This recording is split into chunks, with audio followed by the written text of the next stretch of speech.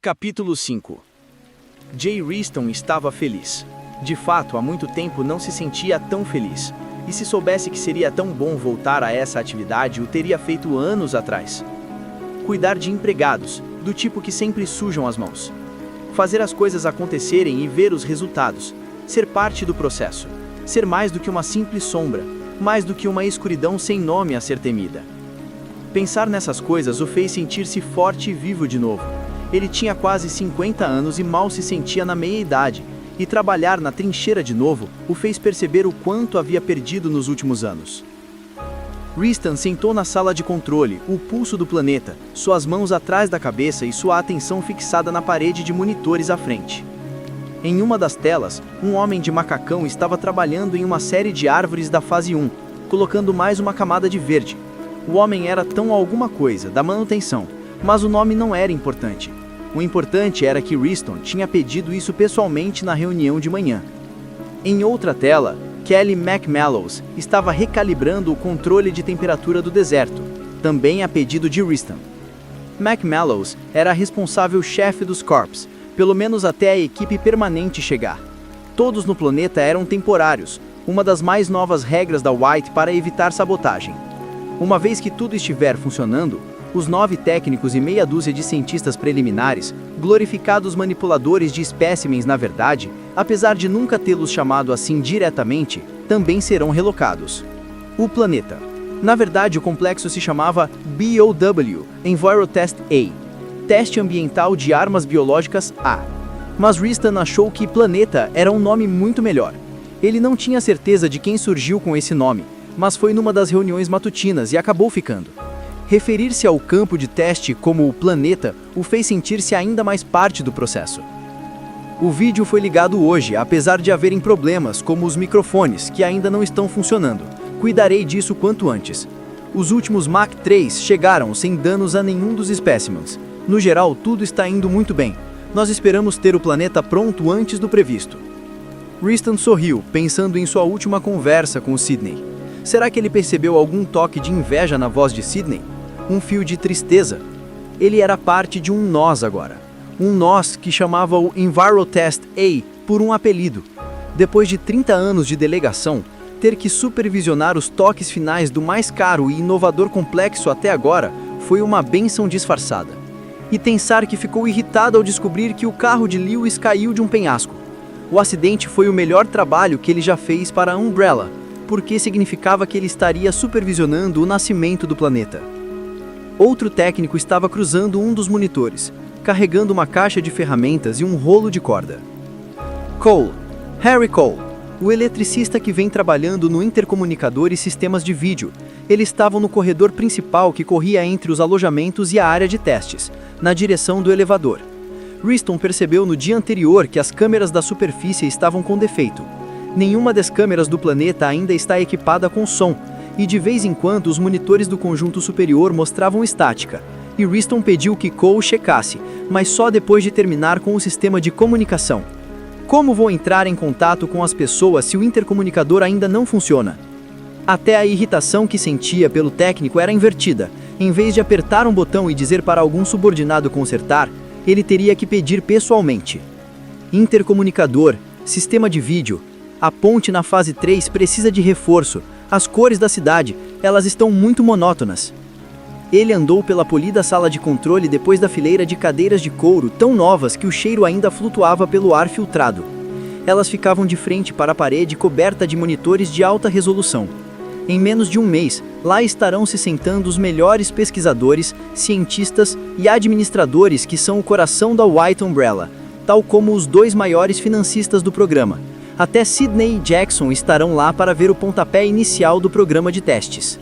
E Trent, pensou Riston esperançoso. Ele certamente não recusaria um convite para a inauguração. Riston pisou na placa de pressão, em frente à pesada porta de metal, a mesma deslizando para cima com um suave suspiro, e saiu para o largo corredor que corria ao comprimento do planeta.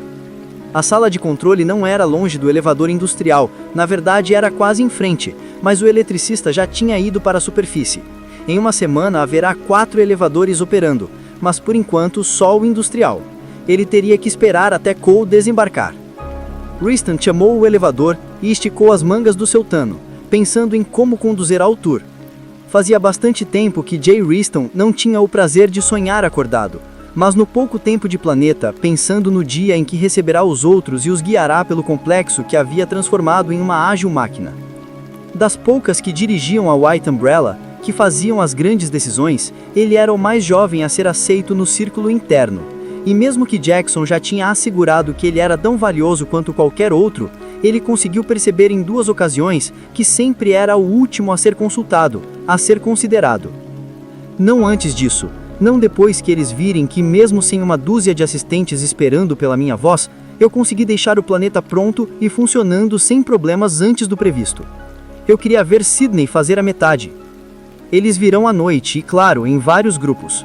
Os responsáveis pelos espécimens ficarão na entrada para recebê-los e levá-los aos elevadores, os novos, não a monstruosidade imunda que estava esperando.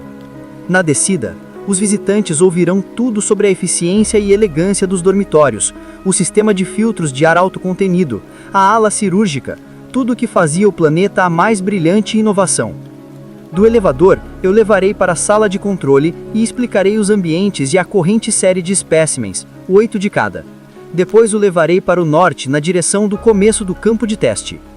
Andaremos pelas 4 fases. Depois veremos a sala de autópsia e o laboratório químico.